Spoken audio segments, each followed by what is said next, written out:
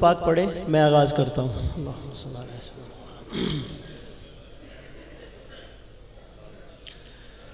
اگر نصیب قریب در نبی ہو جائے،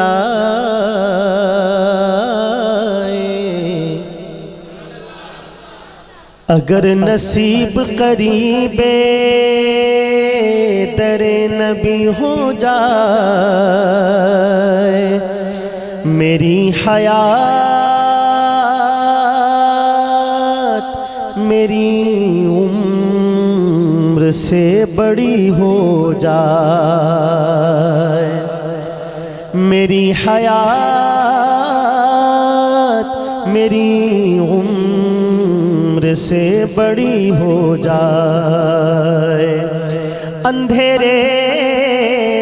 پاؤں نہ پھیلا سکے زمانے میں، درود پڑھیے کہ ہر سمت روشنی ہو جائے، درود پڑھیے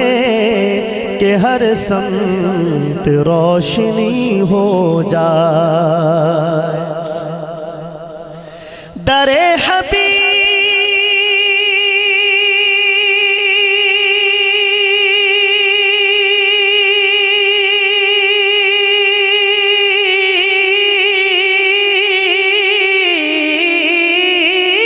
حبیب سے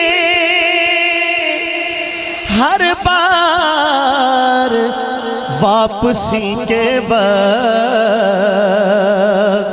دعا یہی مانگی کہ ایک اور حاضری ہو جائے، دعا یہ مانگی کہ ایک اور حاضری ہو جائے۔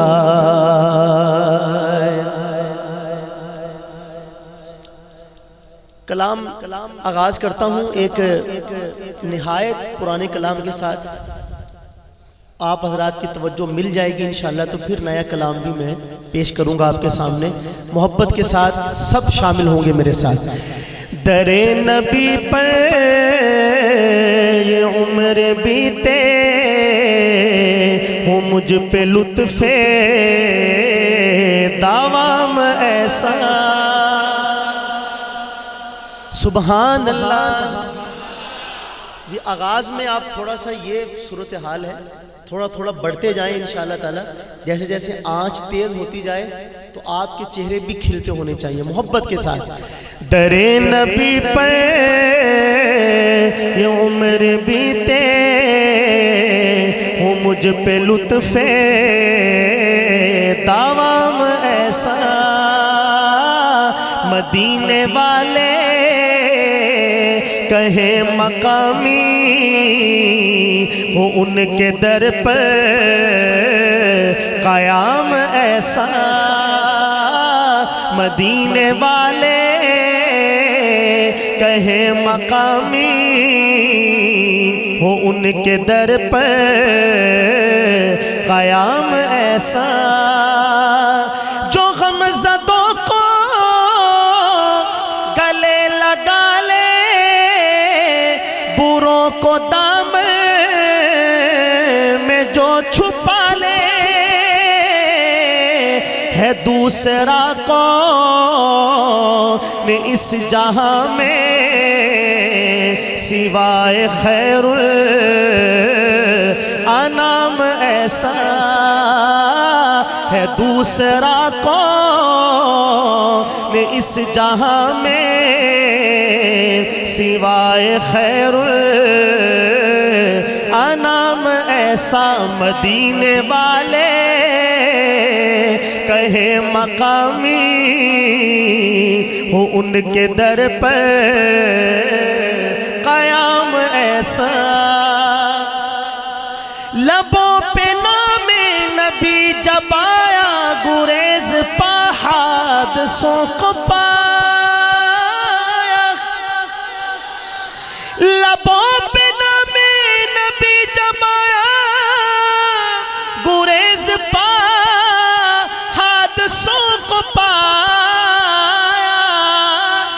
ٹال دیتا ہے مشکلوں کو،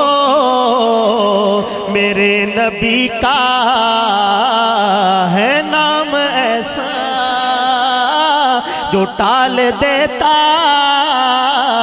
ہے مشکلوں کو، میرے نبی کا۔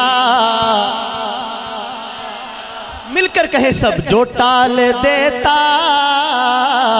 ہے مشکلوں کو، میرے نبی کا ہے نام ایسا جو ٹال دیتا ہے مشکلوں کو، میرے نبی کا نام ایسا۔ بلال تجھ پر نثار جاؤں کہ خود نبی نے تجھے بلایا۔ مدینہ منورہ میں ہمارے آقا کا انتقال ہوا تو بلال نے اذان پڑھی ظہر کی،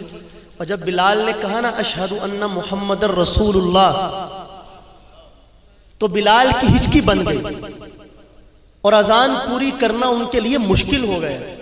واپس تشریف لائے تو کہا کہ مدینہ والوں آج کے بعد بلال اذان نہیں پڑھے گا، اس لیے کہ پہلے جب کبھی میں اذان پڑھتا تھا اور یہ کہتا تھا نا اشہد ان محمد رسول اللہ،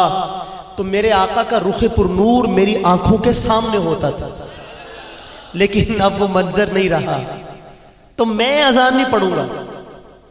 تو یہاں سے ہجرت کی اور دمشق چلے گئے، ایک عرصہ درمیان سے گزر گیا۔ خواب میں حضرت بلال سے فرمایا آقا نے کہ بلال یہ کیسی بے وفائی ہے، تم تو کبھی ملنے بھی نہیں آتے۔ علامہ اقبال نے کہا تھا کہ وہ آستہ نہ چھٹا تجھ سے ایک دم کے لیے، کسی کے عشق میں تو نے مزے ستم کے لیے، اور جفا جو عشق میں ہوتی ہے وہ جفا ہی نہیں، ستم نہ ہو تو محبت کا کچھ مزہ ہی۔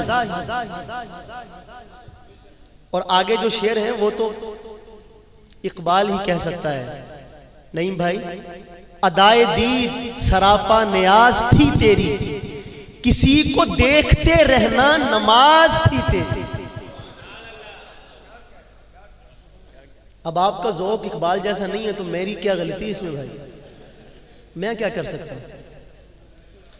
ادائے دید سراپا نیاز تھی تیری، کسی کو دیکھتے رہنا نماز تھی تیری، ازاں ازل سے تیرے عشق کا ترانہ بنی، اور نماز اس کے نظارے کا ایک بہانہ بنی۔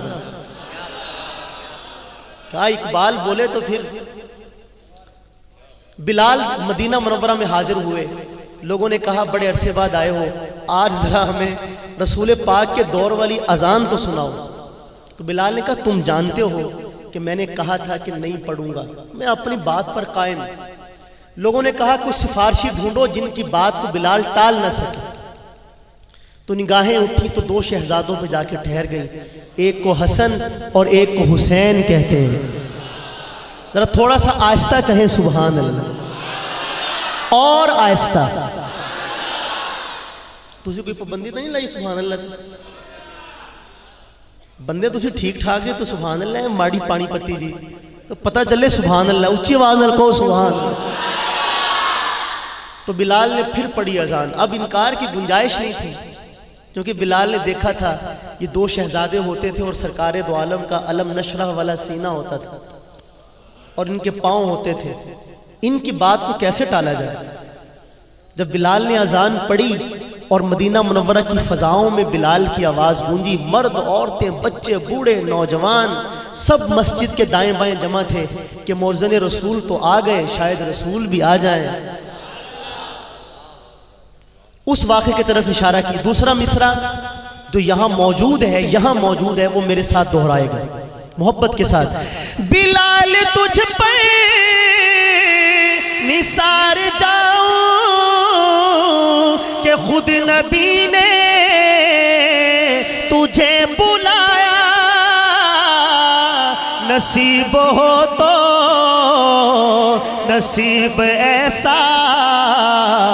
غلام ہو تو غلام ایسا نصیب ہو تو ایسا غلام ہو تو غلام ایسا بلال جیسا نصیب ہو تو نصیب ایسا غلام ہو تو غلام ایسا ہے جتنے عقل و خرد کے دعوے سب ان کی کر دے سفر میں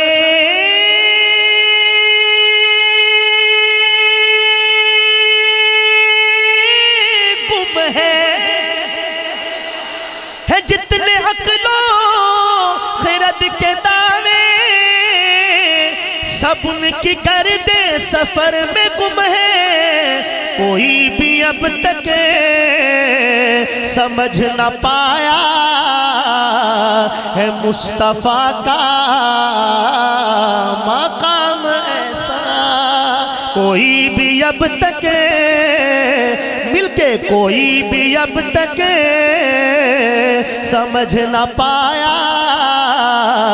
ہے مصطفیٰ کا مقام ایسا کوئی بھی اب تک سمجھ نہ پایا ہے مصطفیٰ کا اور نماز اقصیٰ میں جب پڑھائی آہستہ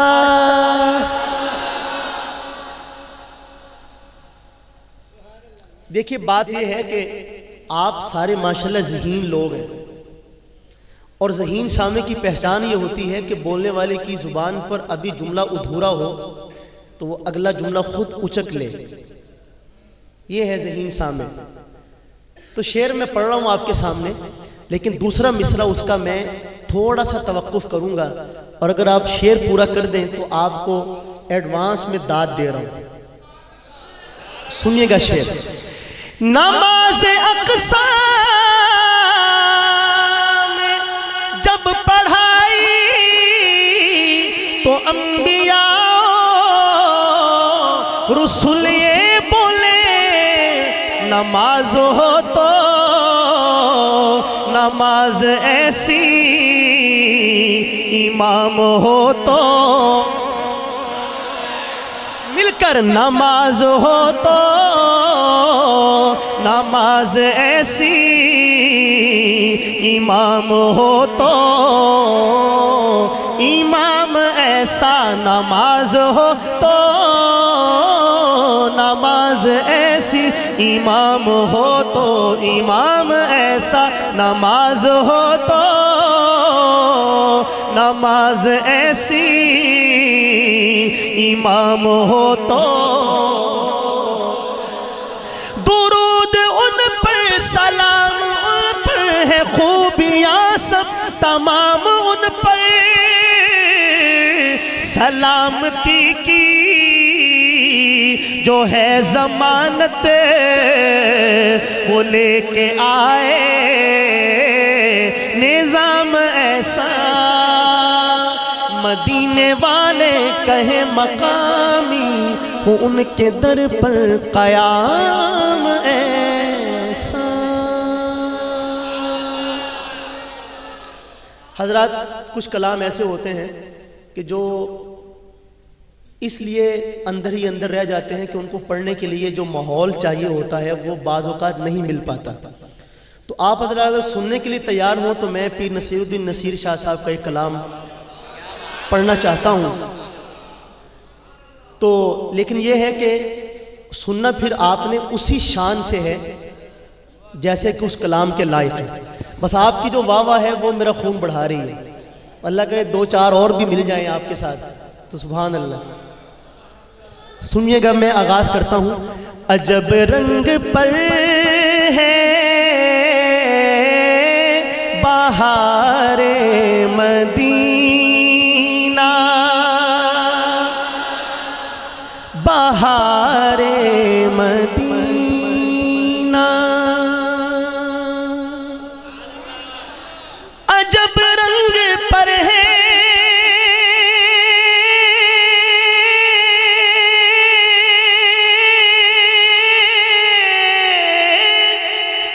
بہار مدینہ کہ سب جنتیں سارے مدینہ کہ سب جنتیں نثار اینا کہ سب جنتیں نثار مدینہ کہ سب جنتیں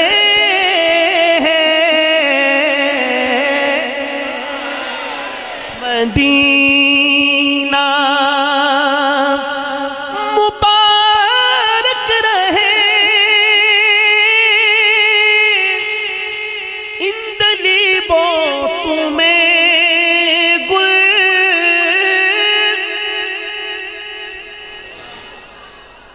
مبارک رہے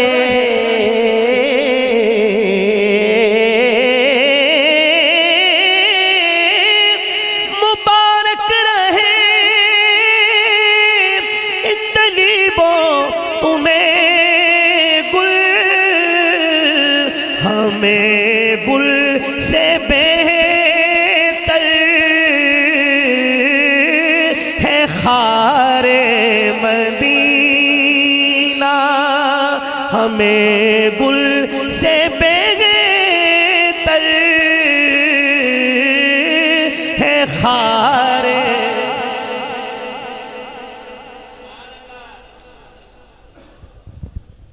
خار صحرائے نبی پاؤں سے کیا کام تجھے آ میری جان میرے دل میں ہے رستہ تیرا ہمیں گل سے بہتر ہے خار مدینہ ہمیں گل سے بہتر ہے خار اور اشعار بہت اچھے ہیں اس کے اندر لیکن اختصار کے ساتھ آخری شعر پیر نصیر الدین نصیر پیغام کیا دیتے ہیں نصیر اپنی کوشش نہیں کام آتی بلاتے ہیں خود تاجدار مدینہ بلاتے ہیں خود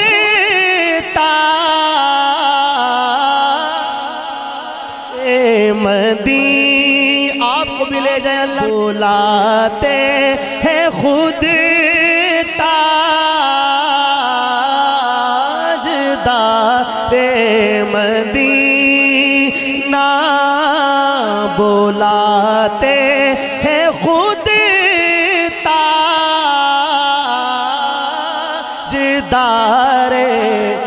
مدینہ